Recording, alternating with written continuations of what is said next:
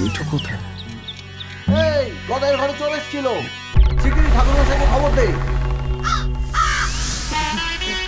মিঠু!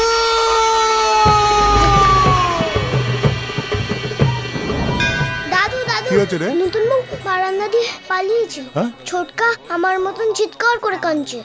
সর্বনাশ।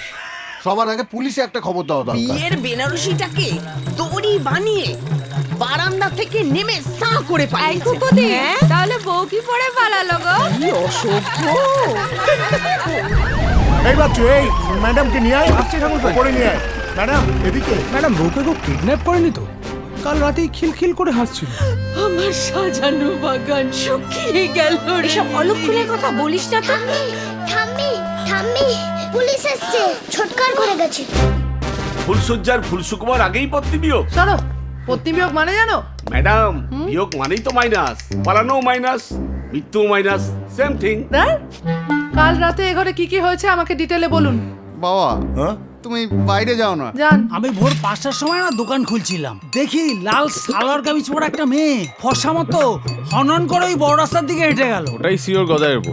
তা মুখটা কি দেখেছিস? বিআইকে ফোন করেছিলাম, বললো ও বাড়ি যায়নি। আচ্ছা, মিঠু সুইসাইড করেনি তো? এগুলো কি কথা? এসব বলো না। এইখানে তো পুলিশ কেন? আচ্ছা, বাড়িতে বাড়িতে বাংলা সিনেমা চলছে, মানে ফুলসজ্জার প্রথম রাতেই বউ ভেনিস। আমার মেয়ের যদি কিছু হয় না, ওই বাড়িতে আমি আগুন লাগিয়ে দেবো। কি হয়েছে মা? আমিও বাড়িতে থাকতে পারবো না বাবা। কেন?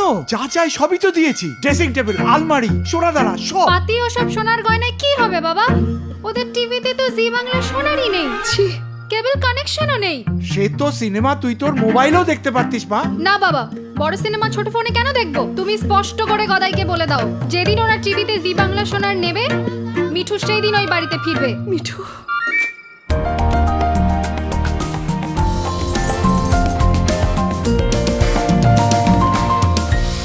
এই ডান দিকটা দেখো, ডান দিকটা। হ্যাঁ, আরেকবার দেখো। হ্যাঁ, ফোন আবার কে ফোন করলো?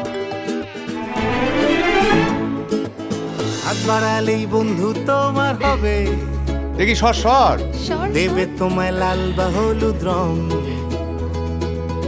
গল্প আছে কল্পনা বাস্তবে। সবই তোমার জন্য মিঠু। টিভি তো আগেও ছিল। এ বাড়িতে টিভি ছিল, সিনেমা ছিল না।